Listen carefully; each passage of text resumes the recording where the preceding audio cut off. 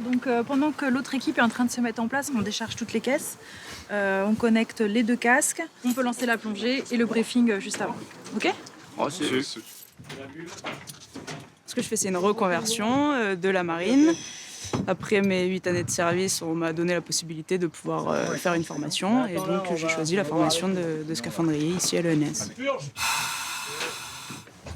Donc là, on est sur la plateforme. Tac, on a la bulle ici. Donc, P1 Sophie, P2 Romain. On vous descend aux alentours de 10 mètres. Biberon ouvert à 200 bars. Vanne secours fermée. L'exercice du jour, ça va être de rentrer dans la bulle, de descendre et ensuite de simuler un plongeur inconscient avec un plongeur qui va le récupérer, qui le ramène à la bulle. Et ensuite, on nous remonte tous les deux. La féminisation de la profession est assez récente finalement. On a atteint les 2% de personnel féminin, ce qui est pas mal du tout finalement. Ça reste quand même un métier qui est aussi difficile pour les hommes que pour les femmes.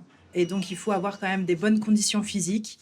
Il faut avoir beaucoup de discipline, de rigueur et un sang-froid pour pouvoir exercer ce métier. Donc c'est vrai que c'est un métier qui n'est pas à la portée de tous et nous sommes sous-représentés en tant que femmes. P1, P2, début d'exercice. J'ai reçu P1, je ressors de la bulle et je reste sur ma barre de travail.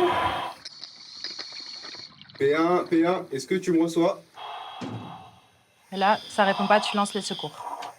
Ok, P2, P1 ne répond pas. Est-ce que tu peux aller à sa rencontre? Il vient de trouver P1 inconscient.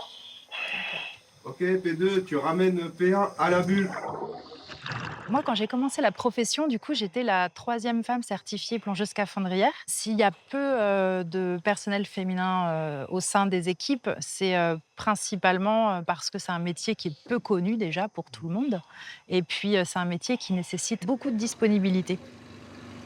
C'est un peu physique parce qu'on doit attracter quelqu'un, mais on dort bien le soir, c'est sûr.